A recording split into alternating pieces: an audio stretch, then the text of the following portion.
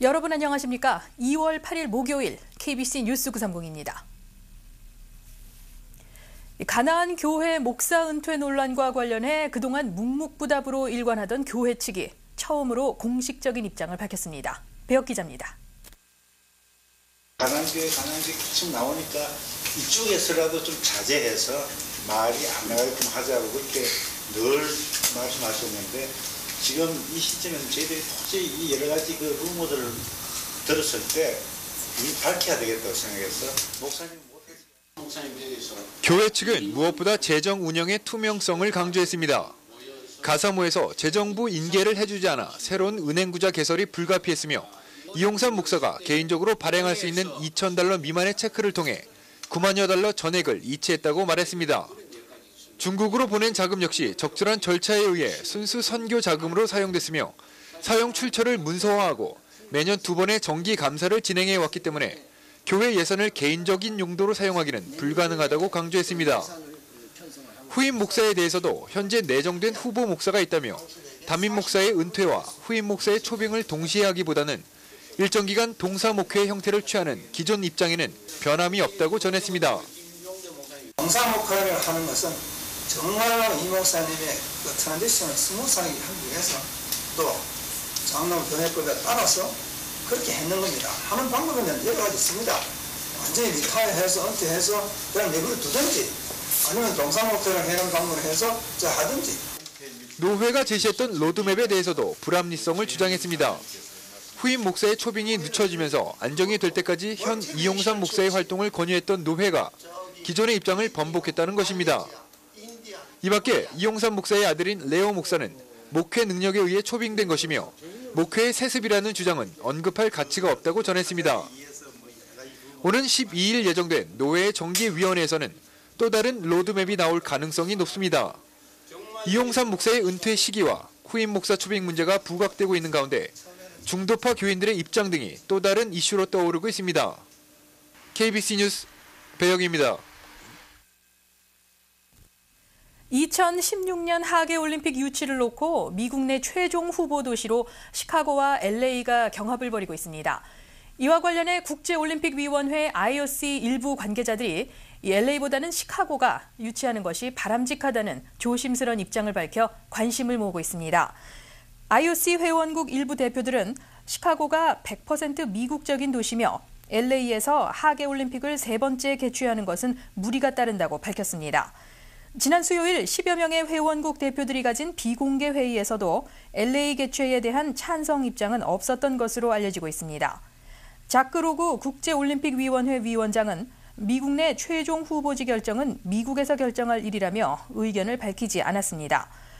오는 4월 14일까지 미국 올림픽위원회는 시카고와 LA 중 한 곳을 최종 후보 도시로 결정할 예정이며 결정된 도시는 다른 후보지들과 함께 2009년 10월 111명의 IOC 회원국 대표들의 투표를 거쳐 2016년 하계올림픽 개최지로 선정됩니다. 쿡카운티가 $5억 재정 적자를 메우기 위해서 이 세금 관련 법안 조정을 추진해 논란이 일고 있습니다. 쿡카운티는 먼저 SUV 소유자에게 1년에 $50씩 세금을 따로 부과하는 것을 추진하고 있습니다. 또 경찰을 통해 과태료 수입을 늘리는 등의 추가 세금 확보안을 제시하고 있습니다. 또 압류 차량의 과태료도 $500로 인상하고 이 경찰이 차량 등록이 불완전한 차량의 압류를 늘리도록 권유하고 있습니다. 쿡카운티는 이외에도 판매되는 총알 하나당 10센트의 세금을 부과하고 환경 관련 수수료와 각종 허가 비용을 2배로 인상하는 내용도 추진하고 있습니다.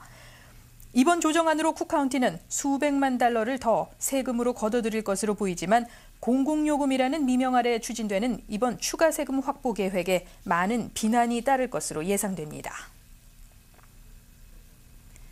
무료 개방 행사를 진행 중인 시카고 아르 인스티튜트가 오는 21일까지 무료 개방 일자를 늘립니다. 이번 행사는 시카고 시민들을 위한 특별 이벤트로 박물관 개장 이후 있는 가장 장기간 동안 무료 입장이 시행되는 것입니다. 박물관 관계자는 시카고를 찾는 관광객들이 비교적 많지 않은 시기를 택해 그동안 무료 입장 혜택을 받지 못한 시카고 시민들이 박물관을 부담 없이 즐길 수 있도록 배려했다고 행사의 취지를 밝혔습니다. 이번 행사 동안 가족 단위 방문객들을 위해 아이들을 위한 체험 전시회, 스튜디오, 도서관 등 다채로운 프로그램이 준비돼 있습니다. 박물관 관계자는 모든 프로그램을 정상적으로 진행하고 전시회와 공연, 강연 등도 예정대로 열릴 것이라고 밝혔습니다. 박물관 개장 시간은 평일 오전 10시 반에서 오후 5시까지, 목요일은 오후 8시까지 연장되며 주말은 10시에서 5시까지입니다. 잠시 전하는 말씀 후에 뉴스 계속되겠습니다. 시카고 총영사관 도영석 부총영사의 환송 행사가 열렸습니다.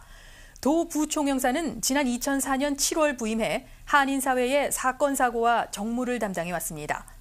25명의 한인 인사들이 자리한 가운데 진행된 환송회의에서는 일리노이주 이름의 명예시민권과 함께 한인회와 한발협, 이북도민회에서 감사패를 전했습니다. 도영석 부총영사는 이임 소감을 통해 한인사회에 감사를 전하며 2세 지원을 통한 주류사회 진출 기반 마련의 필요성이 무엇보다 중요한 시점이라고 말했습니다. 자동차 저런 거 사주나 뭐 저런 거 사주는 것보다는 그 돈으로 멕시코 갔다 와봐, 중국 갔다 와봐, 인도가 갔다 와봐. 그러면은 사업을 하는 사람입니다, 정치를 하는 사람입니다, 뭘 하는 사람 눈이 커질 겁니다. 선거 참여를 통한 권익 신장도 강조했습니다. 한인 투표율이 높을 때 주류 사회에 영향력을 미칠 수 있다며 이는 향후 한인 시의원과 상하원 의원, 한인 주지사를 배출하는 데 밑거름이 될 것이라고 말했습니다. 영사관 업무에 대해서도 한 번은 이해하고 두 번은 어우르고 세 번째는 지적해달라며 일단은 영사관과 동포들의 화합적인 관계가 시카고 한인 사회를 성장시킬 수 있다고 덧붙였습니다. 오는 21일 한국으로 귀임하는 도영석 부총영사는 현재 발령 대기 중이며 시카고의 후임 부총영사에 대해서도 아직 알려지지 않고 있습니다. 시카고 오헤어 공항의 정시 운항률이 크게 떨어진 것으로 나타났습니다. 이 정시 운항은 정해진 비행시간 15분 내외에 착륙과 이륙을 기준으로 합니다. 지난 12월 오헤어 공항 착륙 항공편의 정시 운항률은 56%, 이륙 항공편의 정시 운항률 역시 58%에 그쳤습니다. 이는 평균 국제공항의 정시 운항률 65%에 비해 크게 떨어지는 수치입니다.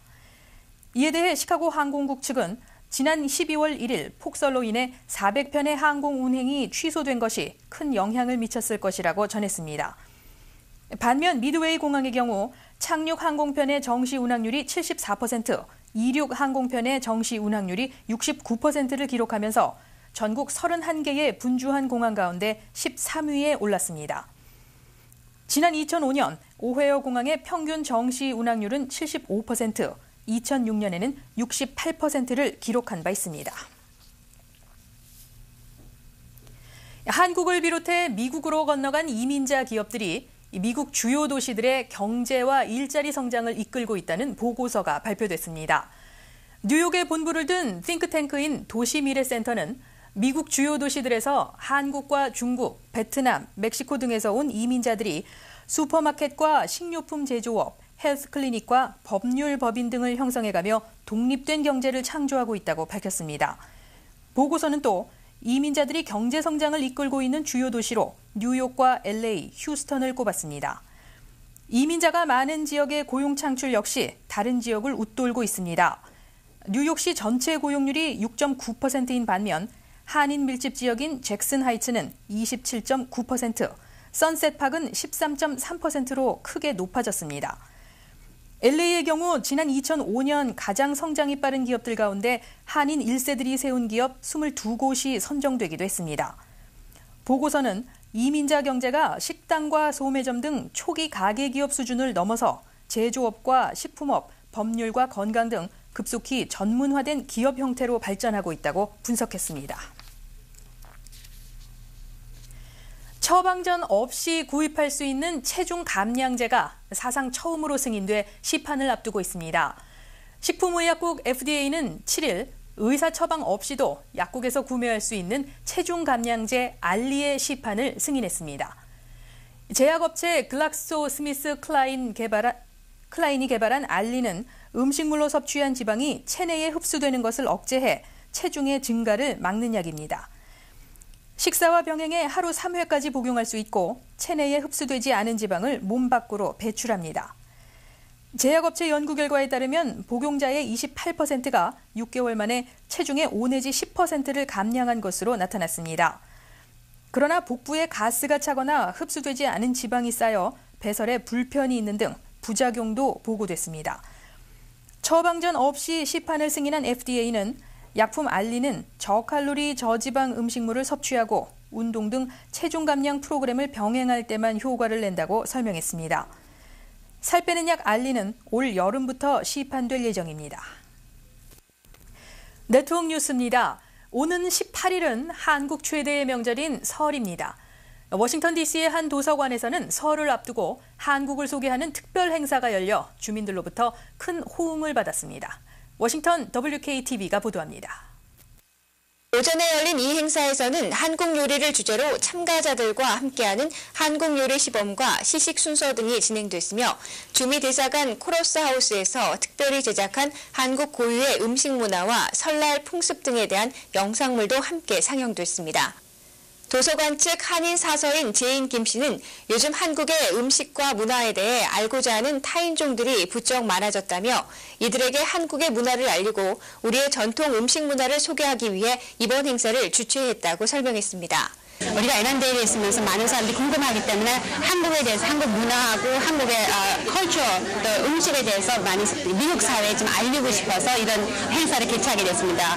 그래서 많은 사람들이 궁금했었는데 오셔갖고 참 너무 좋다고 그러시네요. 한국 요리 시범 순서에는 요리 연구가이며 우리 요리 이야기의 저자로 잘 알려진 장재옥 씨가 직접 출연해 궁중잡채, 신선로, 자소스 새우 요리 등 다양한 요리법을 강연했으며 이어 불고기와 김치, 식혜 등에 대한 시식이 진행돼 참석자들과 함께 즐거운 시간을 가졌습니다.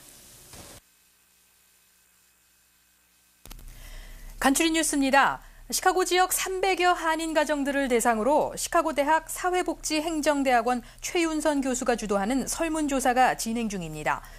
이번 프로젝트는 한인 가정의 자녀 교육 방식과 문화 적응 과정 등이 청소년들의 행동 발달에 어떤 영향을 미치는가를 연구 분석하는 것입니다. 최 교수는 전화로 실시되는 설문조사에 한인들의 적극적인 협조가 필요하고 개인정보는 절대 공개되지 않는다고 밝혔습니다. 설문조사는 내년 초까지 이어지며 설문에 응할 경우 소정의 사례비를 받게 됩니다. 한인상무협의회 새 사무총장에 김윤태 씨가 최종 선임됐습니다. 현재 업무 인수인계를 받고 있는 김윤태 씨는 12일부터 정식 근무할 것으로 알려지고 있습니다. 상무협 이영중 이사장은 지원자들 가운데 자격 조건이 좋았던 새로운 사무총장이 앞으로 업무를 잘해줄 것으로 기대한다고 밝혔습니다. 600세대, 약 1,500명의 신도들이 참여하고 있는 시카고 한국 순교자 천주교회가 오는 10일 설맞이 잔치를 갖습니다.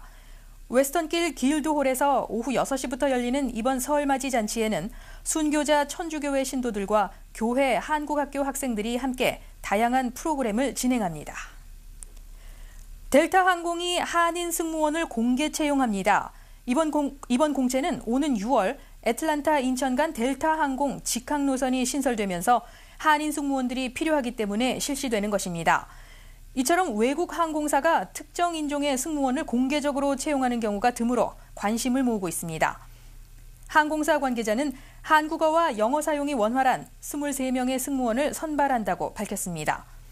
관심 있는 한인들은 델타항공 홈페이지 www.delta.com을 통해 지원이 가능합니다. 이상 간추린 뉴스였습니다.